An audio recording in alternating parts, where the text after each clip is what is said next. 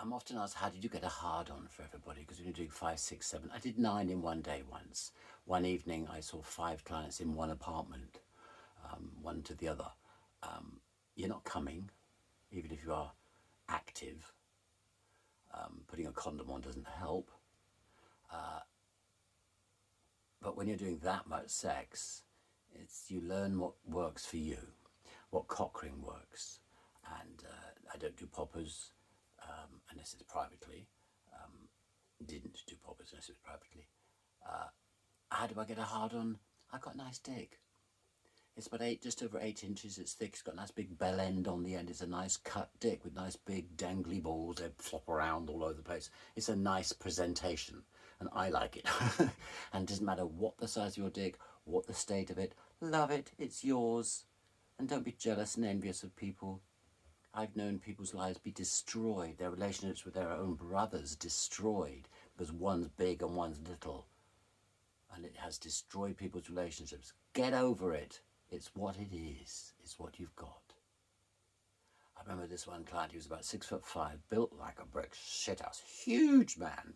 Big, solid build. Massive. Only about late 20s, but massive man. Solidly built. Legs like tree trunks. A real huge man with the tiniest willy you've ever seen. 3 inches, if that. Uncut. Most of that was foreskin. His balls hadn't quite come out enough. And you think, bless him. He was passive. He loved being fucked, so it was fine by me. We think, what sort of karmic journey is he on in this spiritual realm, that he's that and that? But he loved a guy. Then I've known guys of like 5'2" and skinny as a rail with a baby's arm between their legs, no rhyme or reason. So I got a nice dick, nice balls, and often with a client I would put myself in their position. How would I feel if I was them being presented with a dick like this? And I'd be like, yeah, not bad, I wouldn't mind. And so I'd get a hard one for that. It was in my own head, really. And if you're fucking somebody, you've got them in the stirrups, you've got them in your position that you like, whatever. I start with a little dildo first and open it up and make sure it's clean, and then while you get a condom on them, you're away. But usually you get somebody to come quite quickly when you've got a big willy in them, and they come quite quickly. If someone's into like a 2 or 3 hour fuck, which you get as an escort, it's harder. It is harder. But you need to manage it. You want breaks. There wasn't Viagra in those days. But it was fun. It was enjoyable. And I'd have tens of thousands of clients. I never got a thing. I've had gonorrhea. I've had crabs way, way back as a teenager. But as an escort, no, I seem to, again, the piece of the puzzle always fell into place for me, and I always seem to have avoided it. I always used condoms. But I took a lot of risks. I mean, my sex life was amazing, even outside of the escort business. I used to love the fuck clubs back in the 80s and 90s. Regular haunt. If you're into sexuality, you might as well go for it.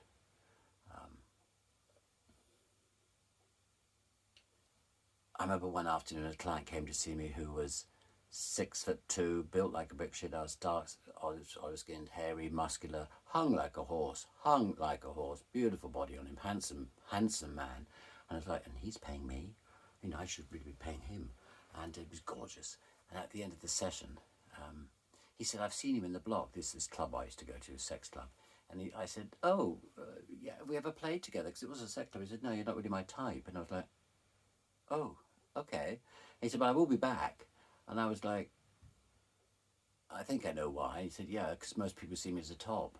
And I said, but you're not, are you? A little fuck bitch, aren't you? And he sort of laughed. He said, yeah, people take one look at me and think I'm automatically top, especially when they see my dick, which was massive.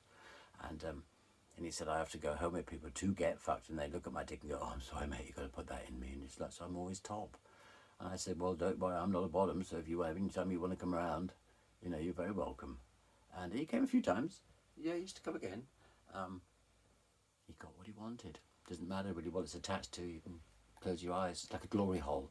You can have a dick dick coming through the hole. That's a glorious dick. You don't necessarily attach to somebody you would want it to be attached to. So through the glory hole, doesn't matter. You can fantasize. Just enjoy. I used to get a phone call about weekly, mostly, for about 4 years from a guy in Turkey who always had a dirty phone call for 30 quid on his credit card. Well, that was the thing about being self-employed as a masseur and being legal. As a business, I could then go and get business accounts and credit card facilities. So I took credit cards years before PayPal. I was the only escort in England, I mean, the gay was certainly, that took credit cards. Those that did through an agency, they often had their credit card facilities through someone's shop or their restaurant or something. But I actually had my own and had two lots and a proper sensible name, so that it wasn't like John's Escorts, 30 plus escorts. It was a proper business name, so it could be anything: car hire, restaurant chain, theatre booking agency, hotel. You know, it was a very sensible names I had. And for late night booking, going to hotels and so forth, well, there is the chance you might not get in. Never happened to me, but there is a chance. You'll pay before you go, and you know it's genuine because it's not a tosser. You get a lot of time wasters, a lot of phone calls. I used to get about 120 phone calls a day, and take probably on an average day 3 or 4 or 5 clients a day. It was about 20, 25 a week. It depended. Some weeks less than that, some weeks more than that. But clients did like to play with your head. They like to mess you around. There's a lot of resentment out there towards sex workers, and they do like to mess you around.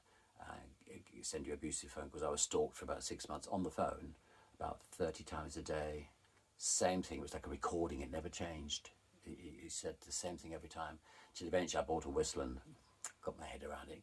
Wake up, dear, wake up. And I got a whistle and down the phone. He stopped. And but it's in some cases it's just resentment or jealousy, or you know.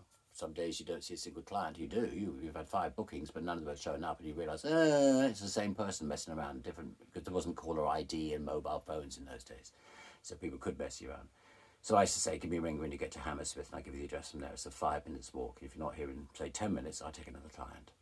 And if somebody then did turn up, and then somebody else turned up on the phone from the station, I would say, I'm awfully sorry, I'd make a mistake. I wouldn't say I've double booked myself. My sister's turned up. Would you mind her husband's picking her up in about 45 minutes to an hour. Do you mind popping back? Yeah, now that I've come, I'll have a coffee. So I'll get another client next hour. Didn't like doing that. Didn't like messing people around. But I didn't want to have my time wasted and have an hour with picking my nose and, when I could be earning money. It's a very lonely job. You're sitting at home waiting for the phone to go. Usually every morning I went to the gym. I always had friends from the agency who came when we went to the gym together, and you'd be home for about midday, and then you'd be there until midnight, 1 o'clock, whenever you went to bed, just doing clients. It was great fun. Later, we'll talk some more.